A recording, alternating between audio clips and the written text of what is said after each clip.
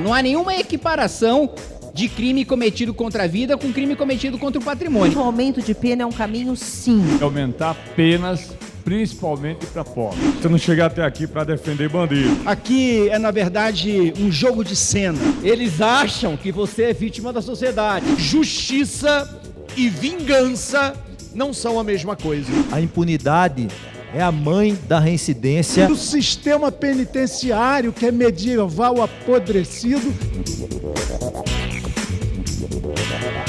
Não concordamos de que haja qualquer diferenciação entre homens e mulheres. Sequer tem dados sobre isso. O povo brasileiro tem uma dívida histórica com os povos tradicionais. Vai fazer com que a polícia também entre dentro das aldeias. É realmente um avanço que nós precisamos de ter. Se começam a nos atacar pelas canetas, acabam nos atacando também pelos fuzis.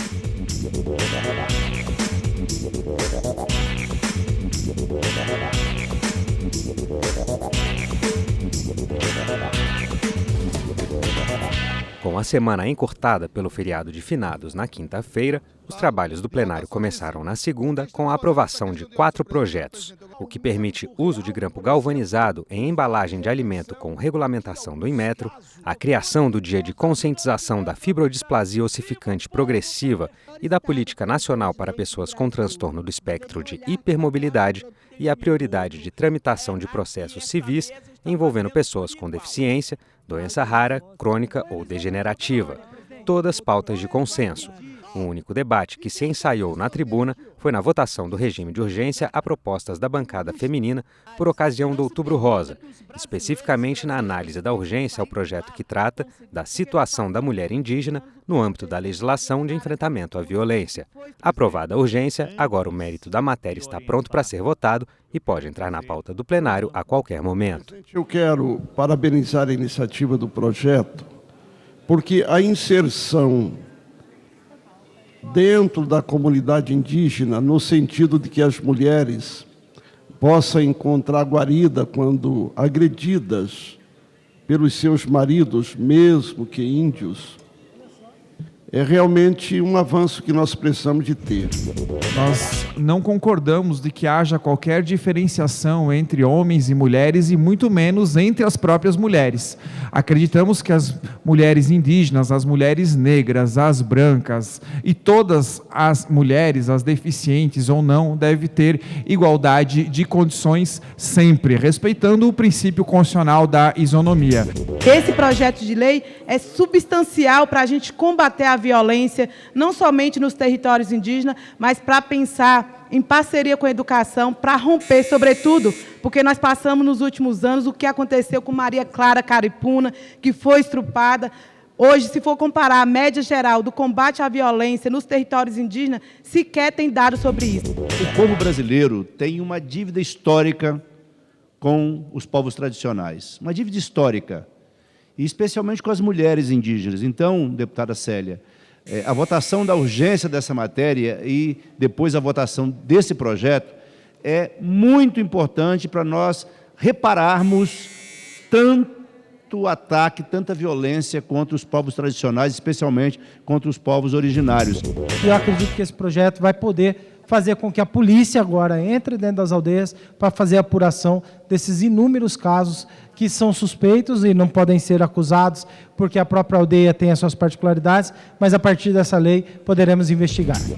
Eu lembro da fala de uma liderança indígena que ela dizia: se começam a nos atacar pelas canetas, acabam nos atacando também pelos fuzis, que é a velha forma de colonialidade que se repete, que são os velhos bacamartes, com as suas versões pós-modernas. Já na terça-feira, os deputados aprovaram outros 4 projetos, começando pelo que isenta de tributos federais a doação de medicamentos para entes federativos, entidades beneficentes certificadas, Santas Casas e Cruz Vermelha. Aprovada também proposta que torna obrigatória a contratação de profissional de apoio escolar em estabelecimentos públicos e privados que ofereçam educação especial.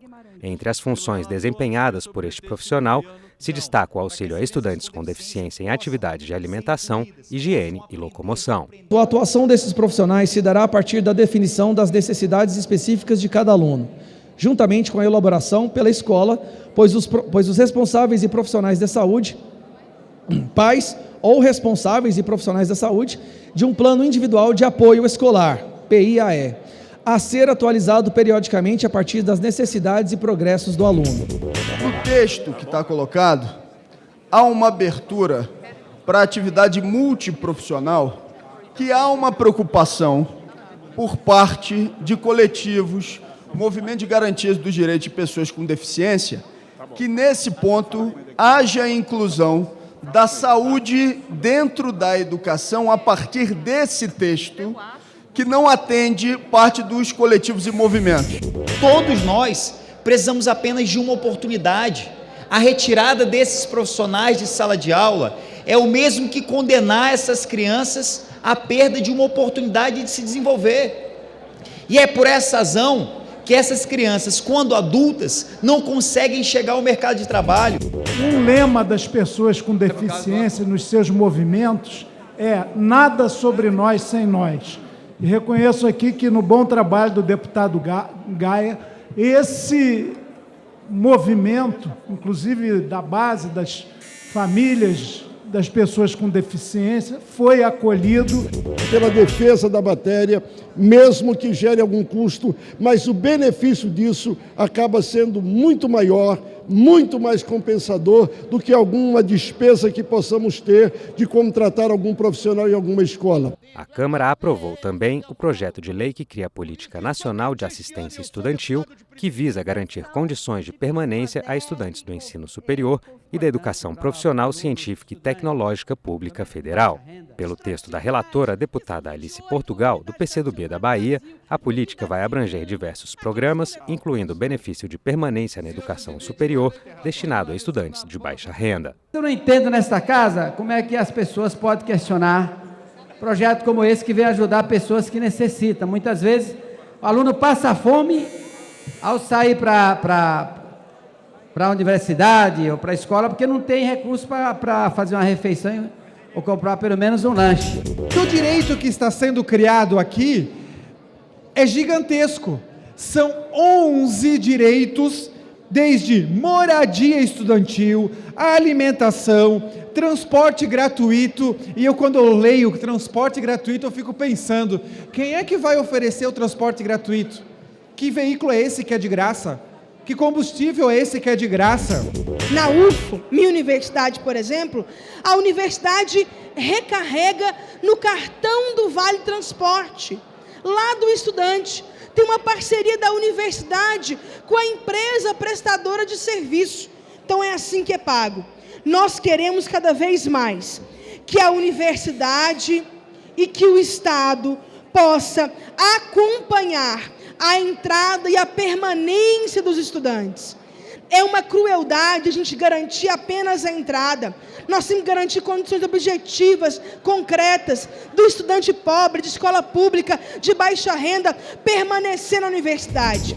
É um projeto que, no nome, defende todos os estudantes, mas no seu conteúdo cria inúmeras castas, beneficiando grupos como quilombolas, indígenas e até mesmo estudantes estrangeiros refugiados, ao invés de criar um programa igualitário para todos.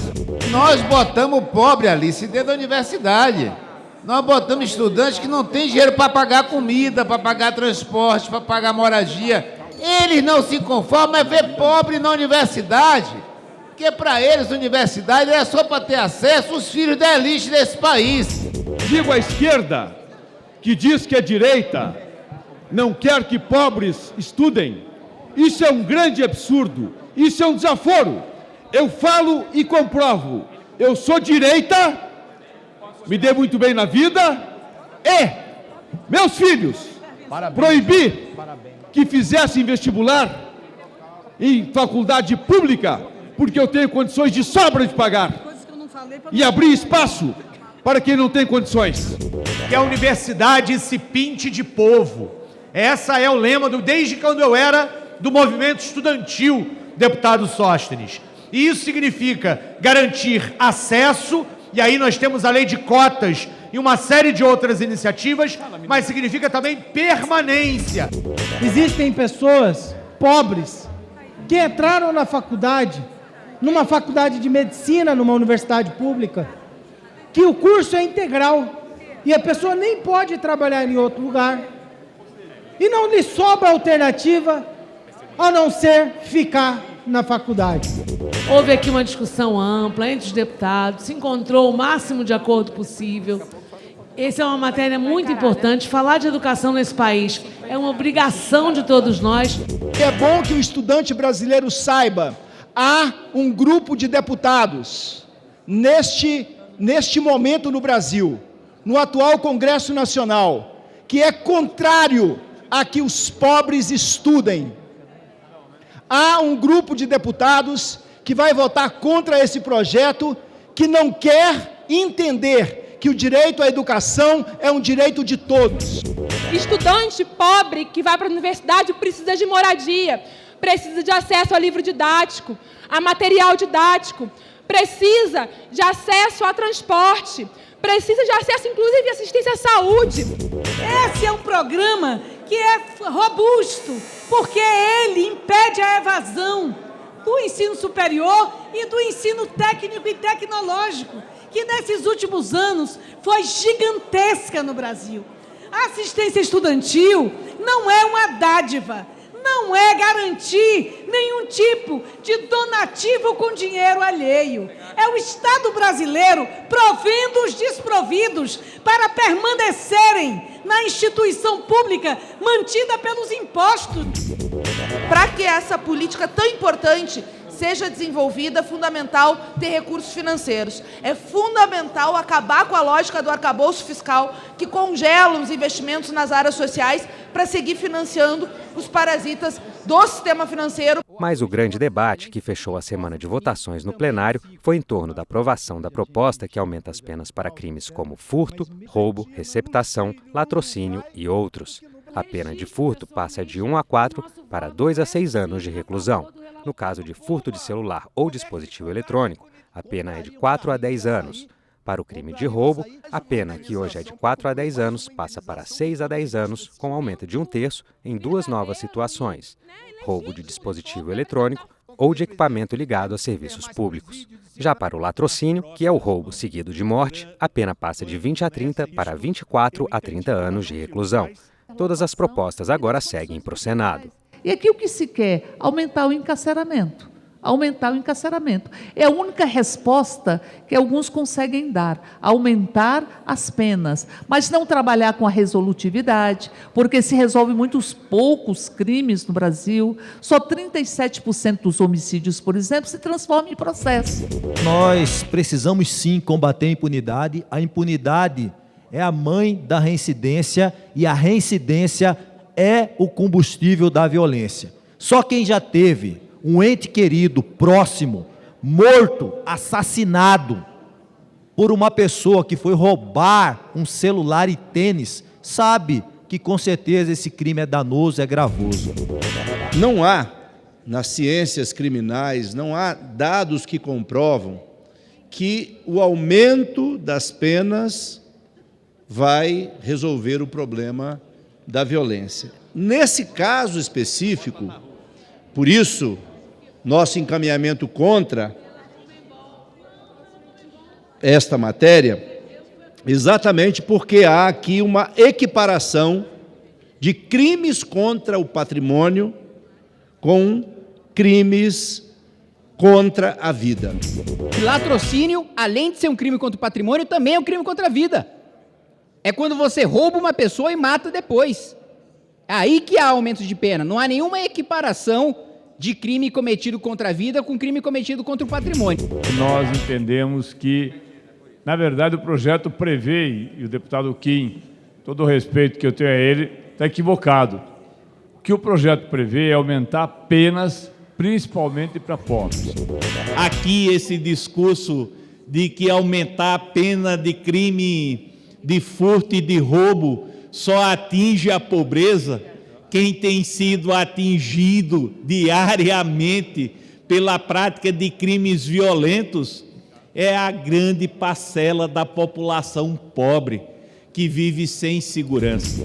Se vende a ilusão que a ampliação de encarceramento para crimes sem violência ou grave ameaça vai diminuir os índices de violência. Eu não cheguei até aqui para defender bandido. Cheguei aqui para proteger e defender os interesses de milhões de brasileiros, cidadãos pobres, que são às 4 da madrugada pegar um ônibus, comprou um aparelho celular em 20 vezes e vai ao criminoso, leva aquele aparelho celular muitas vezes, tira a vida daquele cidadão. Aqui é, na verdade, um jogo de cena. Um jogo de cena. Vocês pegaram o exemplo do celular, que é um exemplo muito popular e que fala no imaginário das pessoas e ficam batendo nessa tecla o tempo todo.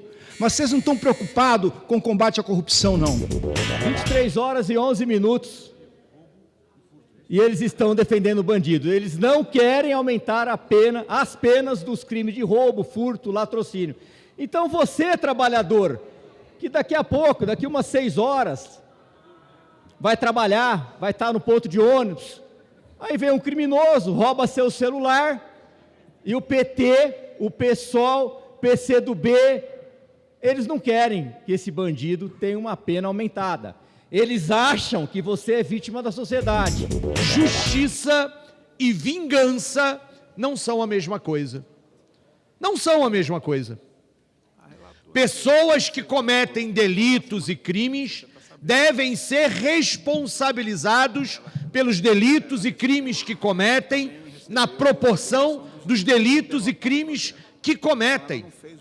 E nossa função é que esta responsabilização possa, de um lado, ser um processo, sim, que responsabiliza a pessoa em si, mas que também sirva como alguma coisa a ressocializar, pensar, rever e evitar crimes e delitos futuros.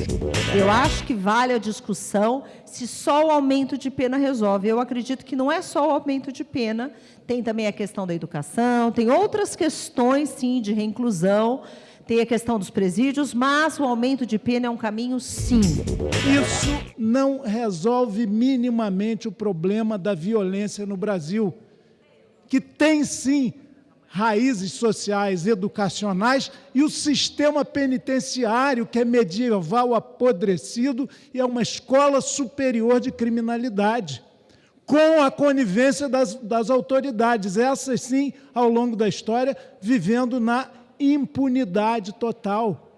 O roubo do rico tem muito mais meios de defesa e pouca pena do que o roubo do pobre. Amanhã é dia de Todos os Santos, depois de amanhã é dia de finados. Quantas famílias no dia 2 não vão estar chorando por crianças que foram mortas, por pais de famílias, por mães de famílias que foram assaltadas por um celular, um simples celular que matou.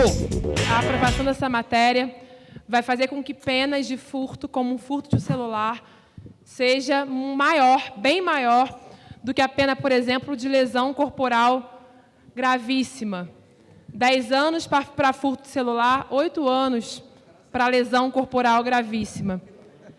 Não dá para sair daqui com a ideia de que há impunidade no Brasil, senhor presidente, sendo que há 800 mil presos no Brasil, 13% presos por furto, ou seja, as pessoas que furtam são presas, mas homicídios não são investigados. Eu nunca conheci esse meu avô paterno, mas quando meu pai me contou essa história, eu chorei pela morte dele. Ele trazendo presentes de Natal para o meu pai e para os meus tios, foi assaltado, e o assaltante, não satisfeito em roubar os presentes e roubar o caminhão, matou o meu avô, que foi vítima de latrocínio. Então, em homenagem a ele, eu quero deixar este projeto, este legado dele, que lá atrás, décadas atrás, foi vítima do crime de latrocínio, que agora a gente endurece a pena. Quero deixar com muita clareza aqui, não é pobre que rouba, não. É mau caráter que rouba principalmente os mais pobres. As votações se estenderam até quarta-feira, quando os deputados aprovaram uma série de urgências e projetos consensuais, como a ampliação do direito da mulher a acompanhante nos serviços de saúde, a prioridade de assistência psicológica e cirurgia plástica reparadora para mulher vítima de agressão, o incentivo à investigação de autismo entre adultos, a criação de campanha com alerta para doenças cardiovasculares, emendas do Senado ao projeto que muda o cálculo para serviços de cartórios no DF e a criação da bancada negra na Câmara dos Deputados, com 122 parlamentares, que agora segue para promulgação. Esse gesto não é contra ninguém. Esse gesto é a favor de todos nós. Esse gesto é a demonstração de que nós não podemos só ver pretos e pretas para ter fundo eleitoral de partido, nem para PEC de anistia para partido que não cumpre. Nós queremos ver pretos e pretas compondo esta casa e honrando o nosso país. Eu não tenho nada a dizer além disso, só dizer, por favor, façam esse gesto com o Brasil. Embora sejamos a maioria absoluta, embora tenhamos vivido durante quase 4 séculos sob o jugo da escravidão, nunca abandonamos esse país, colocamos o melhor de cada um de nós na construção desse país, mas não tivemos os espaços de representação.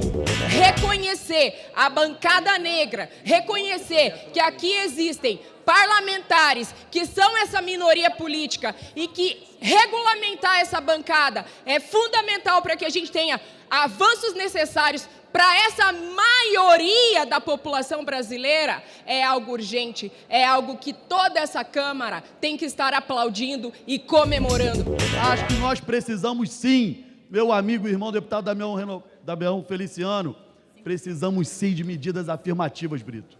Precisamos sim olhar para esse país aqui desigual e tratar os desiguais com participação.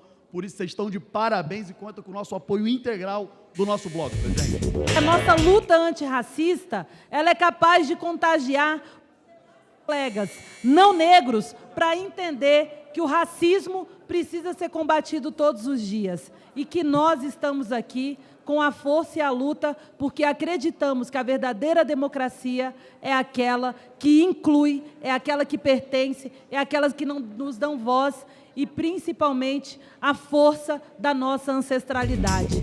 Meus irmãos e minhas irmãs de fé, de classe, de raça, eu quero parabenizar e agradecer a esta Câmara por compreender a importância de ver o nosso povo aqui negro organizado. Parabéns, Silvio, querido, parabéns dessas mulheres guerreiras que compõem esse momento realmente histórico. Esse é um investimento real na maioria da população e este é um momento histórico para essa casa que agora se pinta de gente e que traz aqui as pautas reais do concreto, da vida real da população negra que se vê representada. Muito feliz em fazer parte desse momento histórico. Nada mais justo num Brasil ainda que não avançou na democracia racial, de ter uma bancada negra para reunir também de forma pluripartidária as pessoas negras desse parlamento, as dores das pessoas negras do Brasil estarem representadas organizadamente numa bancada institucionalmente reconhecida, não só as dores, mas também as lutas e as pautas. Quando nós não somos vítimas do racismo da ausência, muitas vezes nós somos vítimas do racismo da solidão, companheira Benedita. E eu só não me sinto só nesse Congresso Nacional, enquanto deputada indígena, porque eu tenho a bancada de pessoas negras aqui presentes também. A gente abre o mês de novembro com a formalização da bancada negra no Congresso Nacional. Nós agora queremos ocupar cada vez mais espaços e estar, inclusive, no Colégio de Líderes, que é onde se decide a pauta, para a gente enegrecer todos os temas que entrarão nessa casa. É incidir nos espaços de poder com qualidade. Acho que esse pleito não traz justiça, eu acho que todos nós somos iguais, temos que ser tratados como iguais. E acho que, a partir daqui, um novo formato a gente vai delinear um novo formato no regimento interno, porque outras bancadas podem surgir, porque o Colégio de Líderes deve representar 513 deputados com o mesmo poder de voto. A partir do momento que nós temos bancadas separadas, eu, por exemplo, já vou instituir, vou pleitear aqui a bancada da Liberdade, a bancada do Boi, a bancada Bala.